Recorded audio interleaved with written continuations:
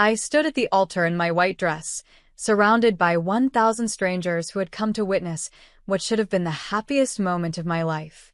Instead, I watched my new mother-in-law ruin it with a champagne glass in her hand and a smile cold enough to freeze fire.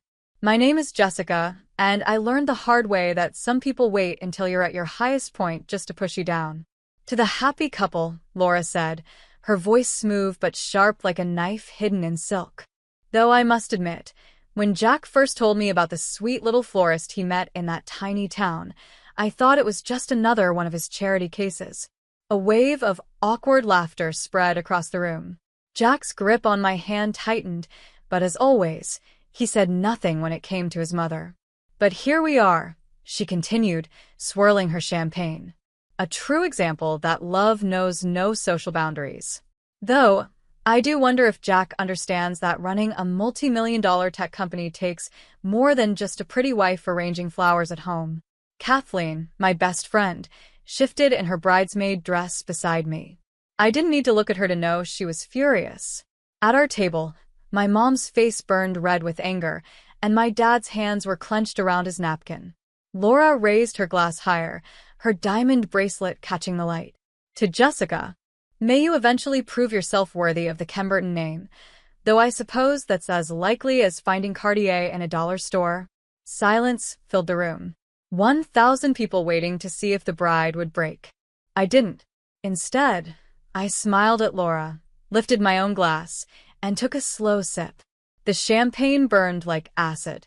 Thank you for those kind words, I said, keeping my voice steady even though my chest was tight. It's touching to see how much you care about Jack's happiness. Laura's perfect smile twitched. She hadn't expected me to respond. Suddenly, Adam, Jack's father, stood up. I'd like to make a toast as well, he said, his voice warm and full of kindness. To Jessica, who brings more grace, kindness, and honesty to this family than we probably deserve. Laura's face darkened. She had divorced Adam 4 years ago, and his support for me only gave her more reason to sharpen her claws. The rest of the reception passed in a blur. Faces I barely recognized, forced smiles, and a knot of anger tightening in my stomach. I danced with Jack, who kept whispering apologies in my ear. But his words meant nothing because they changed nothing. I hugged my parents, who tried to hide their worries behind proud smiles.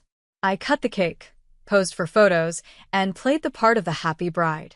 Meanwhile, Laura sat with her fancy friends, acting like she owned a room, throwing smug looks my way. It wasn't until later, in the quiet hotel bathroom, that Kathleen found me staring at my reflection. We should poison her tea, she said, only half joking. That would be too easy, I replied, surprised at how cold my own voice sounded. She wouldn't learn anything from that. Kathleen watched me in the mirror. What are you thinking? I reached for the pearl necklace Laura had given me that morning, a so-called family heirloom. She was probably lying. Still, as I touched it, something inside me shifted. I felt myself harden, like soft sap turning into solid amber. She's right about one thing, I said. Social status doesn't matter anymore. And being worthy of the Kemberton name? That doesn't matter either. But she's wrong about everything else. And I'm going to prove it. Kathleen's voice held a hint of warning. Jessica, don't worry, I said with a smile, but this smile felt different than any I had worn before. I'm not going to do anything crazy. I'm just going to give Laura exactly what she wants, a daughter-in-law who learns how to play her game. And then I'm going to play it better than she ever has. The music from the reception drifted through the walls, but it felt distant, like it belonged to someone else. In a way, it did. Because the Jessica who walked down the aisle this morning had died somewhere between Laura's first toast and her last smirk. And I had a feeling Laura would soon wish she had left her buried. The honeymoon lasted exactly 4 days before Laura made her first move. I was arranging peonies in our new kitchen when Jack's phone buzzed. A message from her. She had booked a private dinner for us at LeBlanc, the most exclusive restaurant in Kemberton. We should go, Jack said, tapping his fingers against the marble counter. She's trying, Jessica. In her own way. I cut through a flower stem harder than I needed to. Like she tried at the wedding? The silence that followed was heavy with everything he wouldn't say. I watched him adjust his tie, a nervous habit he had picked up from his father. I wondered if he realized how much he looked like Adam when he was uncomfortable. LeBlanc was all glass, candles, and whispered conversations. The kind of place where Kemberton's elite made quiet deals over expensive wine. Laura sat like a queen, commanding the room without even trying. Her dress probably cost more than my parents' monthly mortgage. "Darling," she cooed, air-kissing Jack's cheeks before turning to me. Then, with a slow, judgmental glance at my dress, she smiled. "Jessica," she said.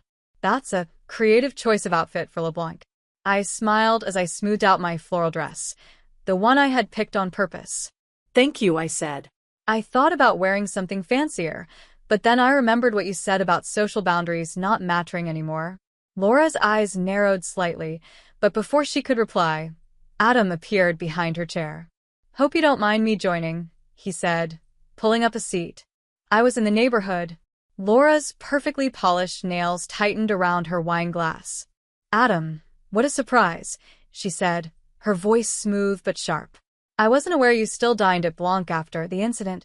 "Oh, they've forgiven me for that little scene you caused during the divorce," he replied easily. Amazing what telling the truth can do for one's reputation. I watched them like a tennis match, noting how Laura's jaw tensed at the word truth. There was history here, buried under years of polite cruelty. "Speaking of reputations," Laura said, turning to me, "I heard something interesting about your flower shop. Apparently, you had some trouble with the health department last year." Jack's head shot up. "Mother."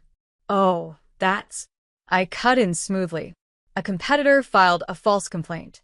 It was cleared up quickly. Though the timing was interesting, right after I started dating Jack, wasn't it?" Laura's smile stayed in place, but something shifted in her eyes. Maybe recognition, maybe warning. "How unfortunate," she said lightly. "One must always be careful with these things. Reputation is everything in Kemberton. Don't you agree, Adam?"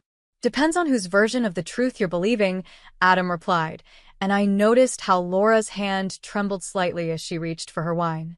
The rest of dinner was a quiet battle. Every compliment Laura gave had a hidden insult. Every question felt like an accusation. But it was as we were leaving that I saw something that truly changed how I saw her. "Tyler asked about you," Adam said to Laura as we gathered our coats. "He's doing better in rehab this time." For the first time, Laura's perfect mask cracked. "Just for a second. I told you never to mention his name to me," she hissed. "He's still your son." "He's nothing to me," she snapped. Then, just as quickly, she smoothed her expression, glancing around to make sure no one had heard. "Jack, darling, don't forget about the charity gala next week," she said sweetly, as if nothing had happened. Then, turning to me, she added, "Jessica, do try to wear something appropriate." As we walked to the car, I caught Adam watching Laura's retreating figure. His face was a mix of pity and something else, maybe disgust. "Who's Tyler?" I asked. Adam turned to me, considering. "Laura's greatest failure," he said finally. "And maybe your greatest advantage, if you're planning what I think you are." I kept my face blank. "I don't know what you mean." He gave me a sad smile. "Yes, you do. Just be careful. Laura didn't become who she is overnight. And if you're not careful, neither will you." That night, as Jack slept beside me in our new bed, I opened my laptop and searched for Tyler. What I found made my breath catch. Newspaper articles about overdoses. Rehab stays. A mother who had publicly disowned her eldest son just to protect her social status.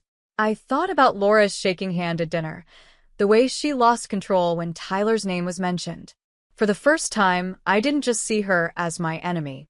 I saw her as someone who had given up everything, even her own child, just to protect her reputation. And I knew exactly where to strike first. Finding Tyler wasn't hard. The rehab center was on the edge of Kemberton, hidden behind trimmed hedges and quiet security. What surprised me was how easily he agreed to meet.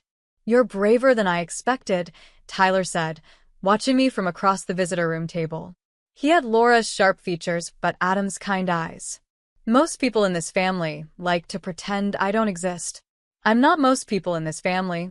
He smirked slightly. No, you're the florist who married my brother and made our mother furious. I've been keeping up with the drama from a distance. I placed an envelope on the table. These are from your father, letters Laura hid from you. He's been writing to you for years. Tyler's hands shook as he opened the envelope.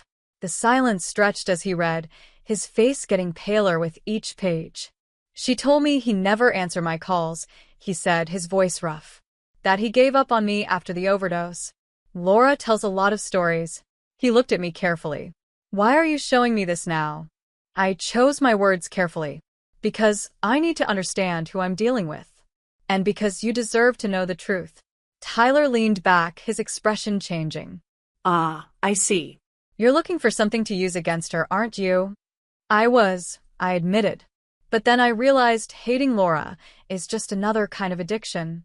He tapped the letters. These change things. Before I could answer, a loud commotion came from the hallway. Then Laura stormed through the door, her usual calm shattered by rage. What do you think you're doing? She hissed at me, then turned to Tyler. And you? How dare you speak to her? Hello, Mother, Tyler said quietly. We were just talking about family history. Want to join us? Laura's face turned pale as she spotted the letters in his hands. Where did you get those? From your old study, I answered. The false bottom in the desk drawer. Adam told me where to look. You had no right. Like you had no right to keep a father from his son? I stood up, feeling surprisingly calm. Or to tell Jack that Tyler stole from the family trust when it was actually you who… Enough. Laura's voice cracked like a whip. She turned to Tyler. Whatever she's told you, don't believe. Save it, Tyler cut in. For once in your life, just stop lying. Laura straightened, her mask slipping back into place. I have done everything to protect this family's reputation. Everything to make sure Jack didn't end up like you. And now you're both trying to destroy everything I built. No, Mother, Tyler said, shaking his head. You're doing that all on your own. A nurse appeared in the doorway. Is everything all right? We heard raised voices. Tyler didn't look away from Laura. Everything's fine, he said. I picked up my purse. Mrs. Kemberton was just leaving, I said. As I walked past, Laura grabbed my arm, her grip tight. You have no idea what you're starting, she whispered. I met her eyes, without flinching. Actually, I do. I learned from the best. That night, I found Jack in his home office, staring at his phone. Tyler called me, he said, without looking up. First time in 4 years. He told me about the letters. About what Mother did. I waited, my heart pounding. Why didn't you tell me what you were planning? Would you have tried to stop me?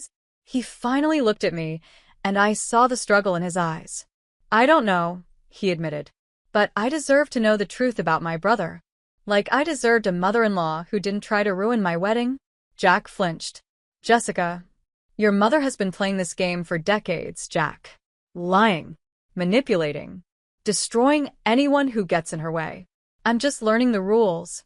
He exhaled, rubbing his face. And what happens when you become as good at it as she is? The question hit harder than I expected. I thought about what Tyler had said, how hatred could be just another kind of addiction. My phone buzzed. A message from Adam. Laura's calling an emergency family meeting tomorrow. She's bringing lawyers. I turned the screen toward Jack. His jaw tightened. Whatever happens tomorrow, I said, I need to know where you stand. He was silent for a long moment. I stand with the truth, he finally said. Whatever that turns out to be. I nodded and walked away, wondering if he realized that in this family, truth was just another weapon. And I was finally learning how to use it. Laura's lawyers arrived exactly at 10 a.m., their leather briefcases matching the dark wood of Adam's study. There were 4 of them, each with the kind of expression that made it clear they charged by the second. Before anyone spoke, Laura settled into her chair like a queen about to hand down judgment. Before we begin, she said, I want to make it clear that this meeting is about protecting our family's interests. Fascinating choice of words, Adam muttered, pouring himself a drink, despite the early hour. Considering your history with protection, I sat between Jack and Tyler, who had been given a day pass from rehab. The air in the room was thick with tension, unspoken accusations hanging between us all. Laura's lead lawyer opened a folder and slid some papers across the table. "We have evidence," he said, "that certain individuals have accessed private family records without authorization." Under the table, Jack's hand found mine. I kept my face calm, even as my pulse sped up. Additionally, the lawyer continued, there are concerns about potential breaches of confidentiality agreements regarding Tyler's past situations. "You mean my overdoses?" Tyler said flatly. "The ones Mother paid to keep out of the press while telling everyone I was at boarding school?" Laura's lips tightened, but she didn't look at him. "We're trying to prevent further damage to this family's reputation." "No," I heard myself say. "You're not protecting the family. You're protecting yourself." The lawyer cleared his throat. "Mrs. Kemberton, perhaps we should go over the terms of the proposed agreement." "What agreement?" Jack cut in, his voice sharp. Laura straightened, the hint of victory flashing in her eyes. "A simple arrangement," she said smoothly. "Jessica signs a non-disclosure agreement, agrees to certain social standards, and in return, she receives a generous settlement." I let out a small laugh. "You're trying to buy me off." Laura's expression hardened. "I'm trying to keep order before your little grudge ruins everything I've built." Adam let out a dry, humorless laugh. "Everything you've built? Why don't you tell them about Peter Merkel, Laura? Tell them how you really got the money to start Jack's company." The air in the room seemed to freeze. Laura's face went pale. "That's not relevant," she said quickly. But Adam wasn't finished. "Peter Merkel was my best friend and business partner. He died believing I betrayed him. He never knew that you were the one who set it all up." Jack shot up from his chair. "What are you talking about?" Adam turned to him. "Your mother needed startup money for your tech company. Peter refused to invest unless I was involved. So Laura made sure that never happened. She forged documents, ruined friendships, and made sure you got your success story, all while destroying mine." The lawyer shifted uncomfortably. Laura's hand shook slightly as she reached for her water glass. "Everything I did," she whispered, "was for this family." "No," Tyler said coldly. "Everything you did was about control." I watched her carefully, noticing a tiny crack in her mask. And for the first time, I felt something strange, recognition. How many times had I justified my own actions in the same way? The lead lawyer cleared his throat again. "The agreement includes provisions for—" "I don't want your money," I cut him off. "And I don't want to stay silent. I want the truth." Laura's eyes met mine, and for the first time, I saw real fear in them. "You have no idea what truth costs in our world," she said quietly. I lifted my chin. "Then teach me. Tell them about Tyler's trust fund, about Peter Merkel, about every lie you've told to keep your perfect image." The silence stretched, tight and heavy. Jack looked between me and his mother, torn between the two sides of his life. Laura's voice softened. "If you do this, there's no going back for any of us." I thought about my flower shop in Trinity Village, about the simple life I had before I stepped into this world of power struggles and secrets, about how revenge had started to change me, making my edges as sharp as Laura's. Maybe that was exactly what this family needed. "No more going back," I said. "Only forward." With the truth. Laura stood, straightening her dress, wrapping herself in dignity like armor. "Then you leave me no choice." She gave a small nod to her lawyers. They reached into their briefcases and pulled out a different set of documents. I caught Adam's eye. He gave me a small nod, and I understood this was the moment he had warned me about. The moment when Laura would finally show her true self, not just to me, but to everyone she claimed to protect. The game was changing, and I wasn't sure anymore if winning meant becoming the very thing I had set out to destroy. The Kemberton Country Club's annual charity gala buzzed with whispers as I walked in on Jack's arm. 4 months of careful planning had led to this moment. Across the room, Laura stood in the center of her usual circle, her practiced smile in place. But I noticed how her eyes kept flicking toward the entrance. She was waiting for Tyler. "Are you sure about this?" Jack whispered, his hand tense on my back. I smiled at a passing socialite. Ask your mother that question. Above the stage, a large banner read, "The Peter Merkel Memorial Foundation." I had personally requested it when I joined the event committee. Laura had fought against it, of course. But Adam's influence still carried weight. Jessica, darling. Angela Merkel, Peter's widow, pulled me into a warm embrace. Her voice was just loud enough to make heads turn. I can't thank you enough for suggesting we honor Peter tonight. Laura never mentioned him in past years. The people around Laura shifted uncomfortably. I watched her grip tighten around her champagne glass. Mrs. Merkel, Adam said, stepping beside her. I believe you haven't met my son, Tyler. The room went silent. Tyler stood in the doorway, clean-shaven, wearing a suit that matched his brother's. Laura's perfect story, her troubled, absent son, was standing in front of everyone, proving her lies. Actually, Tyler said, his voice clear, we've met before. At the rehab center Mother donated to right after she had me committed. Against my will. A wave of shocked gasps spread through the room. Laura took a step forward, but Kathleen, working the event as a volunteer server, accidentally on purpose stepped into her path, blocking her with a tray of drinks. Tyler, Laura's voice had that same warning tone I had come to recognize. You're not well.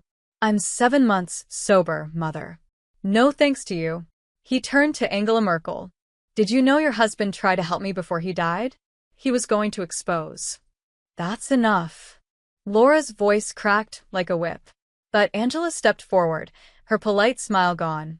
Her voice edged with something much sharper. No, Laura. Let him speak. She folded her arms. I'd love to hear what my husband was planning to expose before his convenient accident. The whispers in the room grew louder. I watched as Laura's carefully built world started to fall apart, piece by piece. I should have felt victorious. But then I saw Jack's face. His expression wasn't anger. It wasn't shock. It was betrayal. Jessica, he said quietly, his voice filled with something I couldn't quite name. What have you done? Before I could respond, Laura played her final card. If we're sharing family secrets, she announced, her voice dangerously calm, maybe we should talk about the real reason Jessica is so interested in our family affairs. She pulled out an envelope, the same kind I had given Tyler, the one filled with Adam's letters. My stomach dropped. What is she talking about? Jack asked, his eyes narrowing. Laura's smile turned sharp, like a knife. Did you really think you were the first person to try bringing me down with the truth, Jessica? She tilted her head, enjoying the moment. Ask your mother about the summer she spent working for Peter Merkel. Ask her why she suddenly left Kemburn 30 years ago. The room swayed. 30 years ago. 1 year before I was born. Laura, Adam warned, his voice tight. But she was already going in for the kill. Your sweet small-town parents have their own secrets, dear. Your father, Walter, isn't... Stop. The words shot out of me like a bullet. I hadn't even realized I'd spoken until every head turned my way. For a brief second, I saw myself reflected in Laura's eyes. The same controlled fury. The same ruthless need to win, no matter the cost. I had spent so much time digging up her secrets that I never considered what the truth might destroy in my own life. Tyler stepped forward, putting himself between us. Enough, Mother. You've lost. Laura let out a small laugh, scanning the room filled with Kemburn's elite, her loyal audience, now whispering and feeding off every word. Lost, she repeated. Or have I just proven exactly who you're dealing with? A girl playing at revenge, without understanding the real cost. Her words hit harder than I expected. I had come here to expose her lies. Instead, I had uncovered a truth I never saw coming. Jack touched my arm. His face was unreadable. We need to talk. I swallowed hard, my throat dry. Yes, I said. Finally, I understood what Adam had tried to warn me about. The storm I had created was about to break. But now I wasn't sure who would still be standing when it was over. Laura had been exposed. But her final move had ensured that if she went down, she'd take me with her. The truth hit like shattered glass, each piece reflecting a different lie. I sat across from my parents in our living room, their faces familiar, but suddenly different. Jack stood by the window, keeping as much distance as the small space would allow. My mother twisted her hands in her lap. "We were going to tell you," she said quietly. "When the time was right." 30 years wasn't enough time? My voice didn't sound like my own.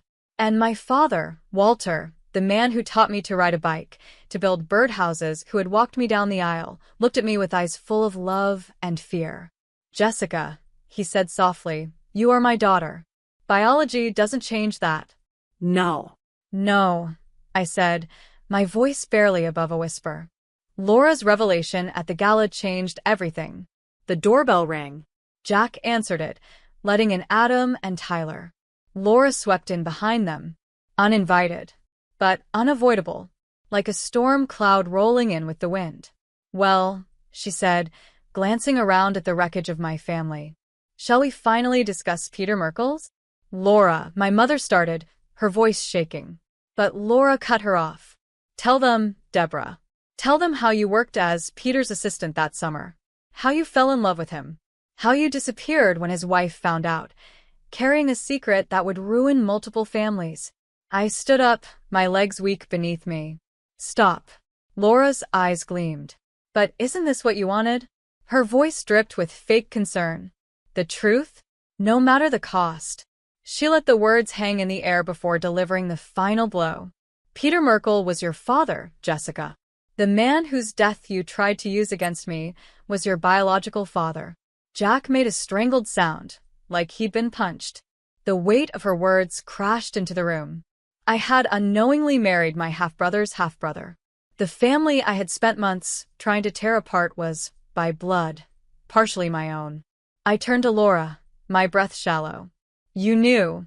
All this time, you knew?" She smiled, slow and deliberate. "Of course I knew. I know everything that threatens my family, including naive little florists with revenge fantasies." "That's enough," Adam said, stepping forward. Laura barely glanced at him. "Is it?" She turned to Jack, her voice smooth as silk. "Your wife planned tonight's humiliation of our family. She worked with Tyler.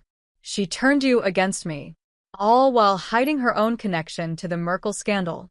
"I didn't know," I whispered. But even to me, the words sounded empty. Laura kept going. "The board members who watched tonight's disaster are already questioning your judgment, Jack. Your company's stock will show it tomorrow. Everything you've built, everything your father and I sacrificed for, tainted by association." Jack wouldn't look at me. The space between us felt endless. "Jessica." My mother reached for me, but I stepped back. "Don't." The room was spinning. I can't." I turned and ran. I fled to the garden, the only place that still made sense. The flowers I had planted, the earth I had shaped with my own hands. It was the one thing Laura hadn't touched. But even here, her shadow followed. "You understand now, don't you?" I turned to find her standing there, calm as ever. "How truth is just another weapon," she said softly. "And weapons don't care who they hurt." For the first time, I really saw her. "Did you kill him?" I asked. "Peter Merkel. Did you have him killed?" Laura tilted her head slightly. "Does it matter?" I swallowed hard. "The man you tried to avenge," she continued, "was just as flawed as the woman you tried to destroy." She took a step closer. "We're more alike than you think, Jessica. Both willing to burn everything down for what we believe is right. I'm nothing like you." Laura gave a small, knowing smile. "No." She gestured toward the house. "Look at what your quest for justice has cost you. Your marriage, your family, your entire identity." She leaned in just slightly. "Just like I sacrificed everything to protect mine, what I built." The worst part was she was right. I had been so focused on exposing Laura's lies that I hadn't stopped to think about the cost. Jack's company, Tyler's recovery, my parents' marriage. I had risked everything for revenge. Laura turned to leave, then paused at the doorway. "There's still a way to fix this." I looked at her, unsure if I wanted to hear what she had to say. "Sign the papers my lawyers prepared," she continued. "Agree to a quiet divorce. Take the settlement. Go back to your little town. Let your husband and his company recover from this scandal. I lifted my chin. And if I don't? Her smile was cold. Then I'll make sure the full story comes out. Every detail about Peter Merkel. Your mother's affair. The truth about your marriage. Her voice dropped lower, but the threat was razor sharp. I'll burn down everything you love, just like you tried to burn down everything I built. She walked away, leaving me standing there among the flowers that no longer felt like home. Through the window, I saw Jack talking to his lawyer. My mother crying in my father's arms. Tyler watching it all, his eyes filled with ghosts. I had set out to reveal who Laura really was. Instead, I had become her. The night air carried the scent of roses. The same flowers I had arranged for my wedding. Back when I believed love was stronger than revenge. I had never been more wrong. Angela Merkel's private study felt like a tomb, filled with ghosts of secrets buried long ago. She placed a leather-bound journal on the desk between us. Her hand steady, despite what we were about to do. Peter kept records of everything, she said, including the real reason Laura rose to power. Laura sat across from us, her lawyer hovering nervously at her side. Jack and Tyler stood by the doorway. Adam stood behind his ex-wife's chair, a silent reminder of everything she had already lost. Laura's lawyer cleared his throat. This is harassment. She silenced him with a wave of her hand. Let them play their final card, she said smoothly. Then, her gaze locked onto mine. Though I wonder, Jessica, are you prepared for what this means for your mother? I thought of my mother at home. My father, Walter, the man who had chosen to love me, even after knowing the truth. I met Laura's eyes. This isn't about my mother anymore. Angela opened the journal. Peter discovered something, she said. Irregularities in the company finances. Money being funneled through shell corporations. All leading back to one person. Laura's expression didn't change, but I heard the shift in her voice. Careful, she warned. You're treading dangerous ground. Angela didn't stop. The night before his accident, Peter called Adam. He had evidence of fraud, embezzlement, and something far worse. Laura laughed, but there was no real humor in it. And you waited all these years to bring this up? Angela met her gaze, without blinking. I waited, she said, until someone was brave enough to stand up to you. She glanced at me. Or stupid enough. I swallowed hard. Show them. I spoke softly. Show me. Angela turned the journal around. Laura's face went pale as she recognized her own signature on documents dated 26 years ago. Adam's voice was steady. You didn't just steal from the company, Laura. You arranged Peter's accident because he found out the truth about your connection to Tyler's father's death. The room went silent. Tyler took a shaky step forward. What? Adam looked at him. Your father threatened to expose Laura's early fraud. His accident wasn't an accident. Just like Peter Merkel's wasn't. Laura shot up from her chair, so fast it toppled over. You can't prove any of this. Angela didn't flinch. The police reopened both cases this morning. Peter's journal has enough proof for a full investigation. Laura turned to me, her eyes full of rage. You're destroying this family. Everything I built. Tyler's voice cut through the tension. You built it on corpses. My father. Peter Merkel. My life, when you had me committed just to hide your guilt. Laura's hands clenched into fists. I built it for him. She pointed at Jack, her perfect mask cracking. Everything I did was for his future. The company, the power, the name, all of it.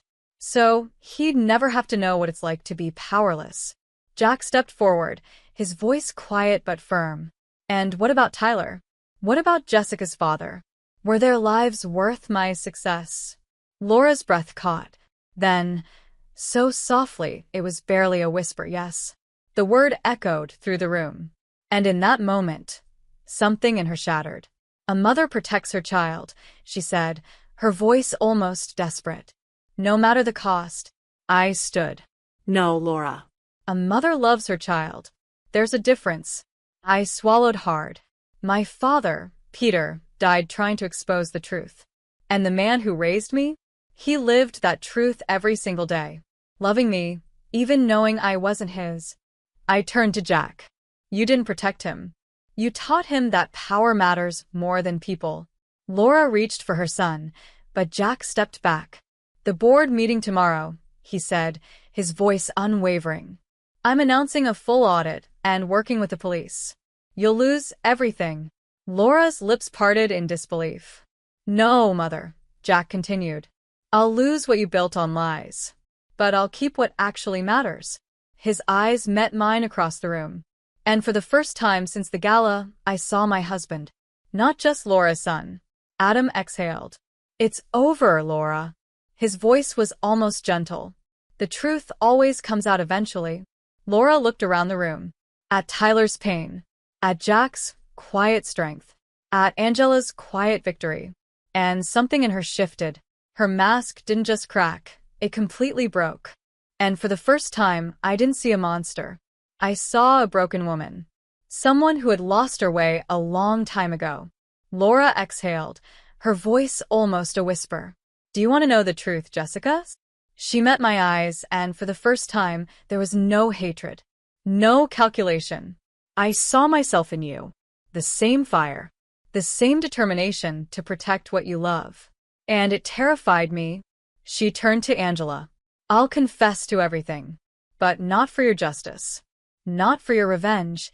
Her eyes moved to Jack. Then to Tyler. For my sons. Both of them.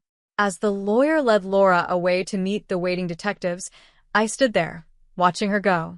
I had won. But I wasn't sure if anyone had really won at all. I felt no victory. Only the quiet understanding of how easily the fight for justice could turn into a hunger for power. How revenge, no matter how justified, could twist even the best intentions. Jack reached for my hand. We have our own truth to face. Yes, I said, thinking of all the broken pieces we now had to either mend or leave behind. We do. The war was over.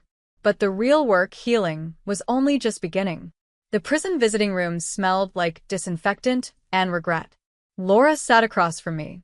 Her designer clothes had been replaced with standard-issue gray, but her posture was as straight as ever. Jack's company survived the audit, I said, resting my hands on the cold metal table. He's rebuilding it. The right way this time. She gave a small nod. And Tyler's? 7 months sober. He and Jack have dinner together every week. I hesitated. They both asked about you. Something flickered across her face. Pain. Pride. Maybe both. And you, she asked. Why are you here? I pulled out a small photo and slid it across the table. Laura's hands trembled slightly as she picked it up. It's my flower shop, I explained. I'm expanding into the old Merkel building. Angela thought Peter would have wanted that. The photo showed the new storefront, its windows filled with floral arrangements. The sign above the door read, Second Chances Floristry. Laura traced the edge of the picture with her fingers. Fitting, she murmured. Though I doubt I was meant to be one of those second chances. No, I admitted. But understanding you might help me avoid becoming you. Her eyes snapped up, sharp as ever. And have you? I thought about the past year, about revenge disguised as justice, about how easy it was to justify cruelty in the name of righteousness. I understand now, I said. That protecting something doesn't mean destroying everything else. Laura sighed, looking down at the photo again. You know, I truly believed I was doing the right thing. Every lie, every choice, I told myself it was all for a greater purpose. Until the purpose became the lies. She set the picture down carefully. And now? I asked. Her voice was quiet. Now I sit here, counting the cinder blocks, wondering, when was the exact moment? The moment protection turned into poison. A guard signaled that our time was almost up. I stood, but her voice stopped me. Jessica. I turned. That night at your wedding, I saw myself in you. Not just the determination or the strength, but the potential to become me. She exhaled. That's why I try to break you. I met her eyes. I know. That's why I had to break you back. For the first time, Laura smiled, not smug, not cruel, just sad and real. We could have been magnificent allies. Her gaze softened. We could have been family. The word hung between us, heavy with everything that could have been and everything that never would be. She straightened her prison-issued jacket, a ghost of her old dignity lingering in the gesture. "Tell my sons," she hesitated, then shook her head. No. "I've lost the right to send messages. They'll find their own truth now." Outside, Jack waited by the car. He didn't ask about the visit. And I didn't ask about his weekly phone calls to the prison, the ones he thought I didn't know about.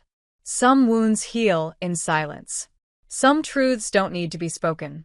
At home, the roses were still blooming. And for the first time in a long time, I let myself breathe. I found Kathleen arranging flowers in the kitchen. "Your parents are in the garden," she said. "Walter's building that new trellis." Through the window, I watched as my father, because that's what he would always be, showed my mother how to secure a climbing rose. Their love had survived the weight of the truth and come out stronger. Some foundations, I had learned, were built on more than just blood. The doorbell rang. Tyler stood on the porch, holding up a small chip that gleamed in the light. "7 months sober," he said. "Thought you might want to see this." "Because I helped with your recoveries?" I asked. "Or because I helped bring down your mother's?" He shrugged. Both. "Neither. Maybe because you showed me there's a difference between justice and revenge." He rolled the chip between his fingers. "Though I'm still figuring out where that line is." "Let me know when you do," I said. "I'm still looking for it myself." That evening, Jack and I walked through the garden. I stopped beside the rose bushes I had planted after Laura's arrest. White petals, streaked with crimson at their centers. Beautiful, complicated things that had thrived in the aftermath of destruction. Jack touched a petal. "Sometimes I wonder," he murmured, "if we're just echoes of our parents' choices."